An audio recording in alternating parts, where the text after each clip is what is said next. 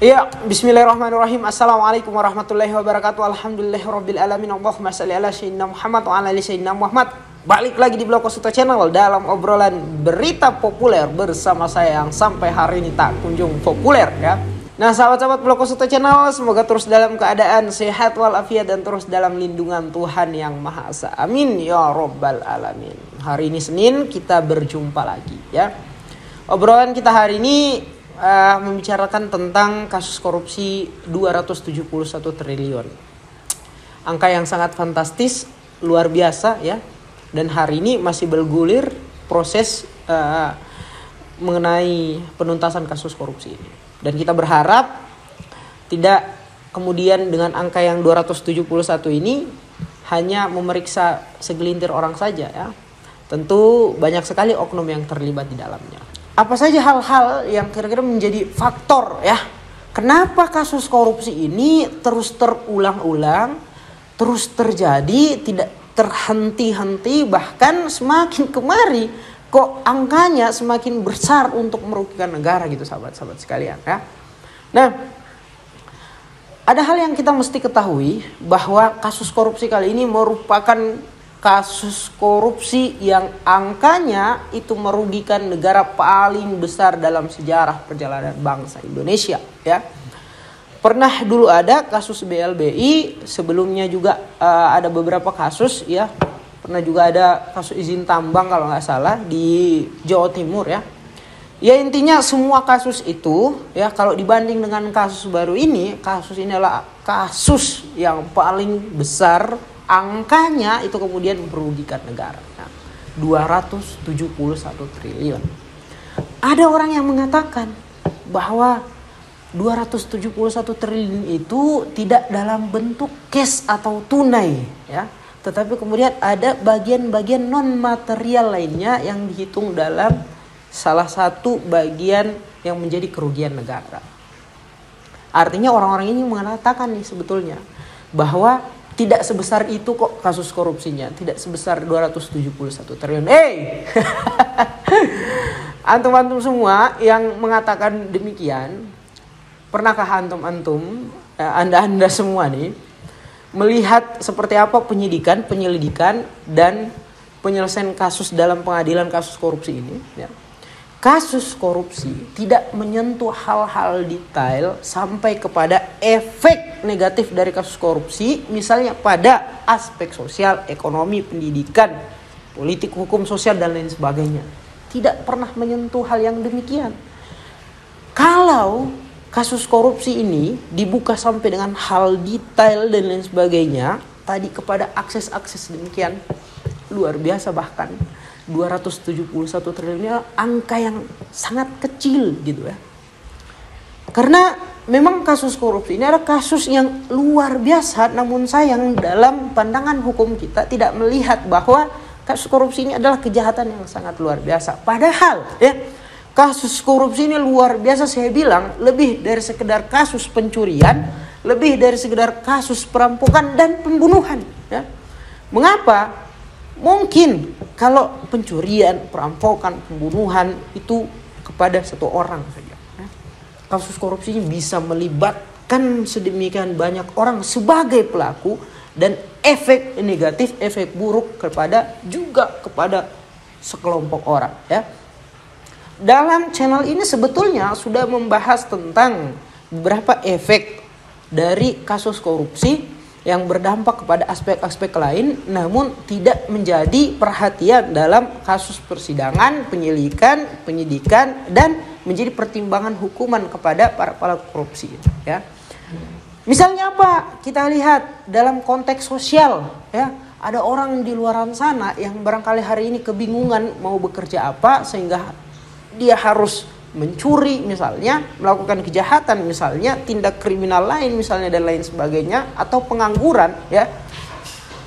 Dengan uang 271 triliun ini yang menjadi tugas kewajiban negara untuk mendistribusikan secara adil dan merata kepada warga negara yang rentan ya dan berhak, tidak masuk ke kantong pribadi ataupun sekelompok orang saja, orang-orang yang tadi rentan dan menjadi bagian kelompok dari negara wajib untuk memberikan santunan kepada orang-orang ini atau memberikan akses kepada orang-orang agar mendapatkan permodalan, pekerjaan dan lain sebagainya, sehingga tidak ada lagi kesenjangan sosial di dalam pendidikan, ya. Bayangkan 271 triliun ini, ya. Kalau dibikin sekolah, pondok pesantren ataupun institusi pendidikan lainnya, luar biasa, begitu banyak bisa tersebar di masing-masing daerah, ya. Hari ini masih banyak daerah-daerah tertinggal yang akses pendidikannya itu sulit. Dengan angka 271 triliun Anda berhasil menyelamatkan bukan hanya satu orang yang bisa sekolah kepada akses-akses yang kemudian dibayar oleh angka 271 triliun tadi ini, tapi keturunannya, istrinya, anaknya dan lain sebagainya akan meningkat kualitas SDM-nya karena bertemu dengan orang yang berhasil mengakses pendidikan tadi ini. Banyak hal, misalnya dalam konteks olahraga pun, ya. Hari ini misalnya Indonesia dengan atau klub-klub di Indonesia lah, dengan uang 271 triliun ini kalau dibagi di beberapa klub, kemudian klub ini diberikan sebagaimana apa yang menjadi kewenangan mereka, punya rencana untuk merekrut pemain luar negeri misalnya, agar kemudian mengadaptasikan permainan olahraga, bola, futsal atau apapun dan lain sebagainya di Indonesia ini dengan pemain luar negeri yang kualitasnya luar biasa dan lebih berkualitas tentunya dengan pemain Indonesia, teradaptasi kualitas permainannya, tentu akan berefek pada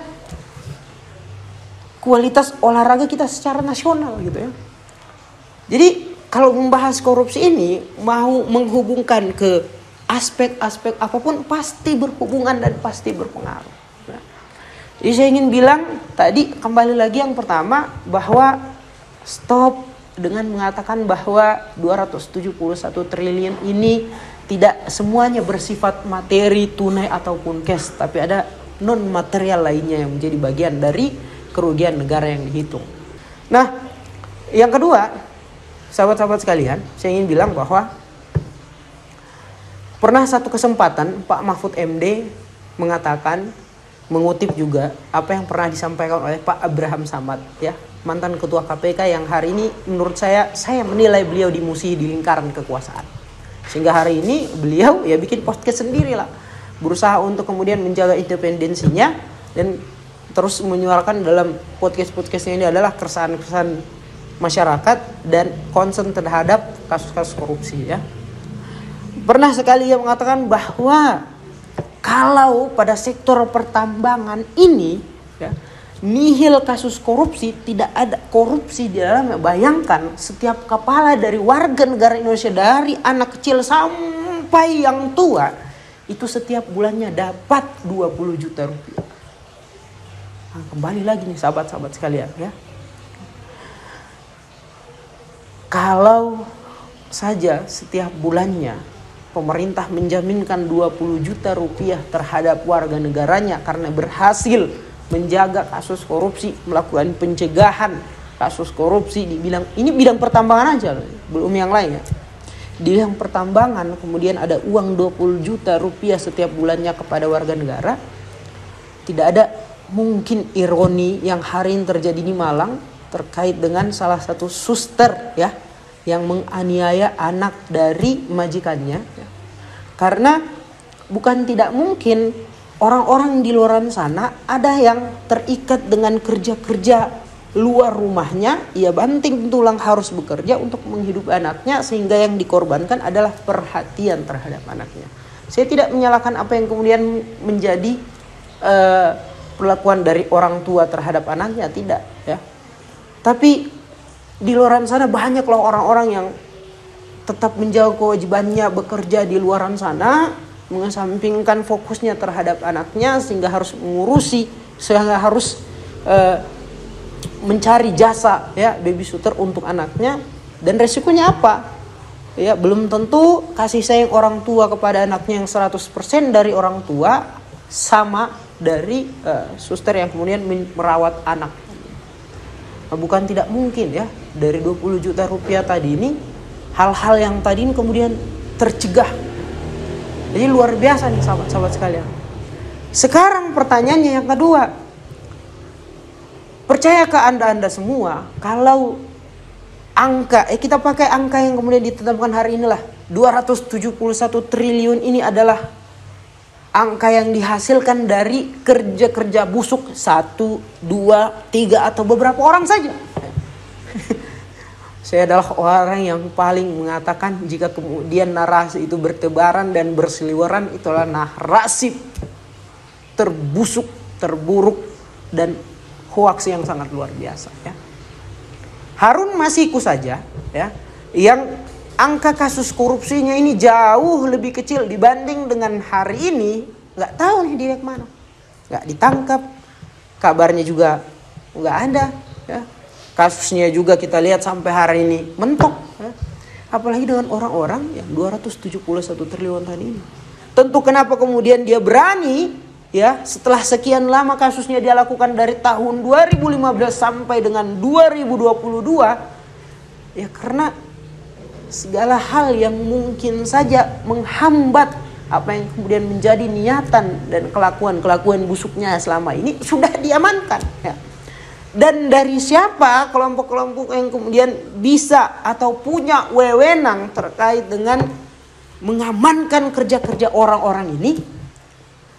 Bukan tidak mungkin dan hal yang sangat pasti adalah orang yang punya kuasa wewenang dalam suatu sistem pemerintahan. Maka kembali lagi kasus korupsi, kemudian kita sorot kepada bagaimana pemerintah hari ini luput, gagal dalam berbagai macam kerja-kerjanya. Gagal dalam segala macam apa yang kemudian dia janjikan kepada kita, tetapi kemudian tidak ditunaikan.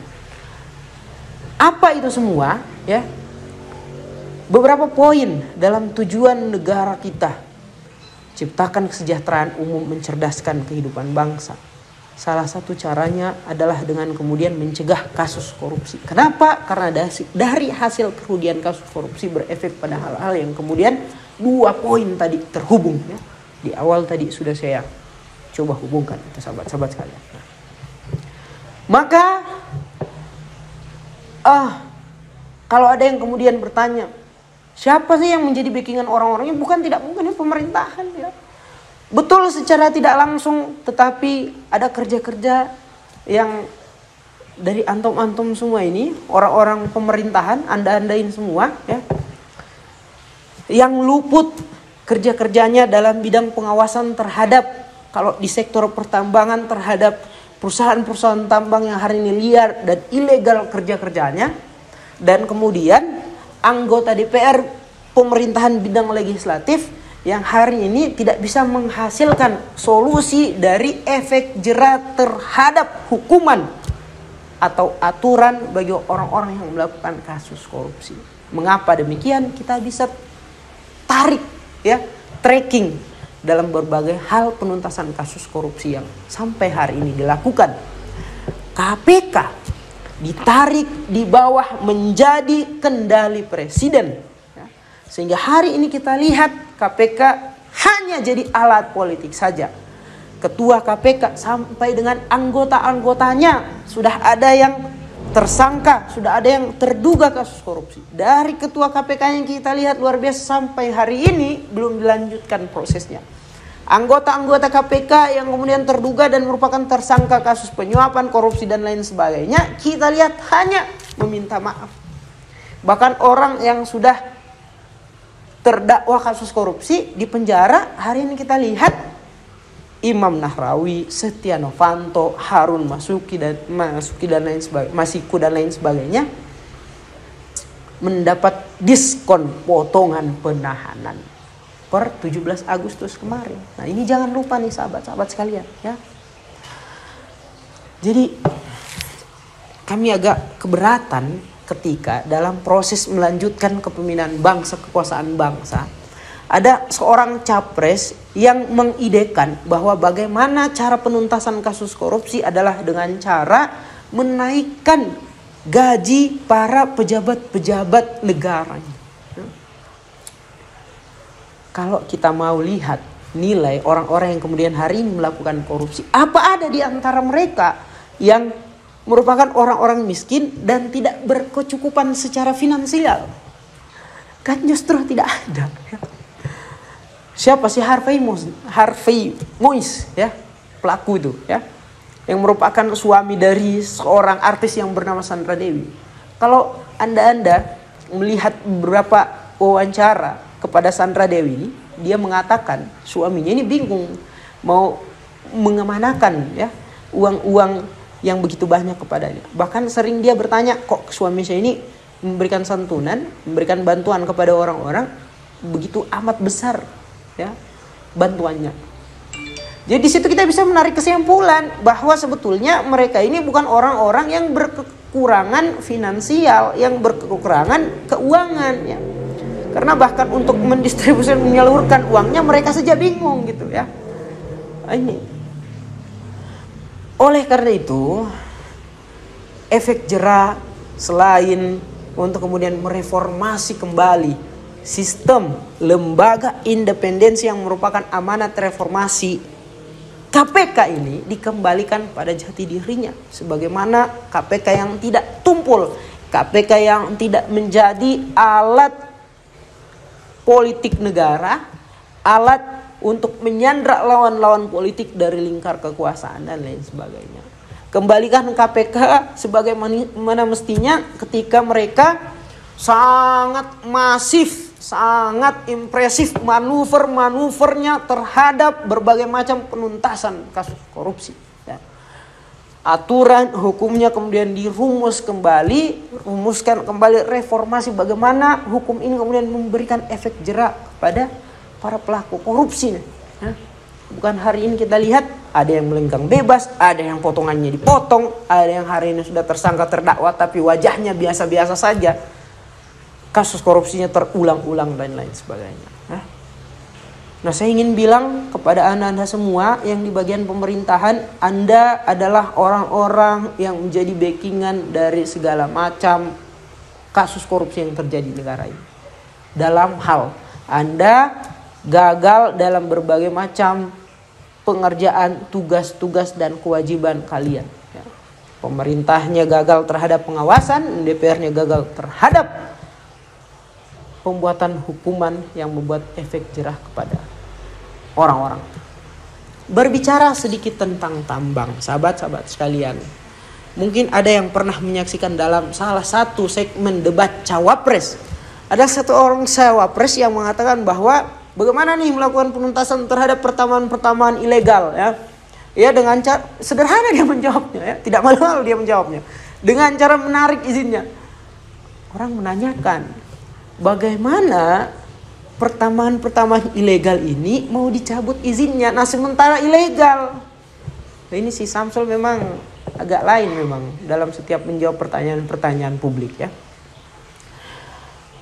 Nah itu kembali lagi sahabat-sahabat sekalian ya. Kenapa saya membahas sedikit tentang pertambangan? Karena kasus korupsi ini berasal dari sektor pertambangan ya, lebih khusus kepada timah gitu. Bayangkan dari sektor pertambangan saja, kedepannya kita akan mendapatkan ide dari peperangan untuk penuntasan terhadap kerja-kerja perusahaan ilegal di bidang pertambangan adalah dengan menarik izinnya, yang ide itu merupakan ide amburadul, tidak masuk akal dan sama sejenisnya, kemudian akan dilaksanakan dalam periode pemerintahan yang akan datang. Luar biasa. Nah terakhir sahabat-sahabat sekalian, gimana? Seperti biasanya saya meminta pendapat, pandangan dari sahabat-sahabat sekalian. Berikan komentarnya. Terima kasih. Billahi taufiq wal hidayah. Wassalamualaikum warahmatullahi wabarakatuh.